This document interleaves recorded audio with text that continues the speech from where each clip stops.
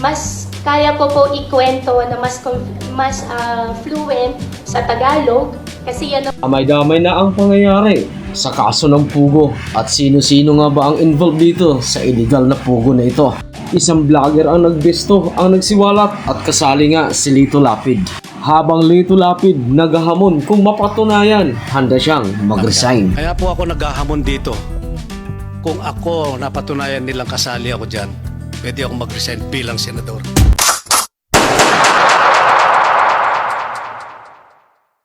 Isyu ng pugo hindi matapos-tapos, damay-damay na ang lahat.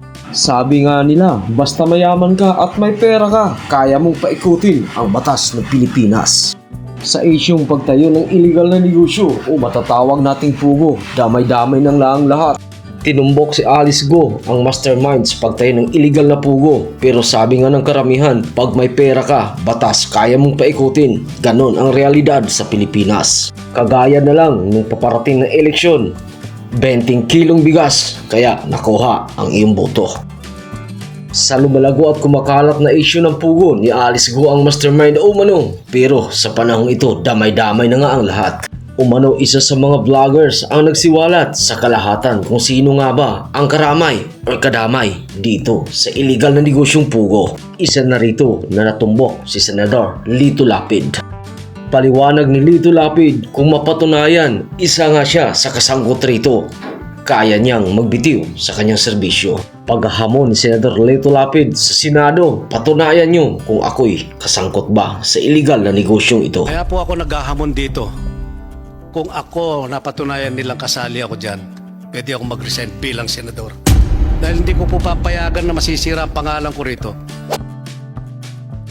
Dagdag pa ni Senador Lito Lapid, isang vlogger at pinipersonal siya sa issue na ito. Tanong ng karamihan, wala ka nga bang kinalaman, Senador Lito Lapid?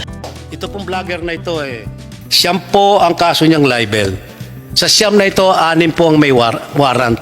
Itong vlogger na tumitira sa akin, sa ating mga senador, ako pa lang po tinitira nito Pinepersonal ako na pilit niyang sinasabi na involved po ako dito sa Pogo, sa Porac.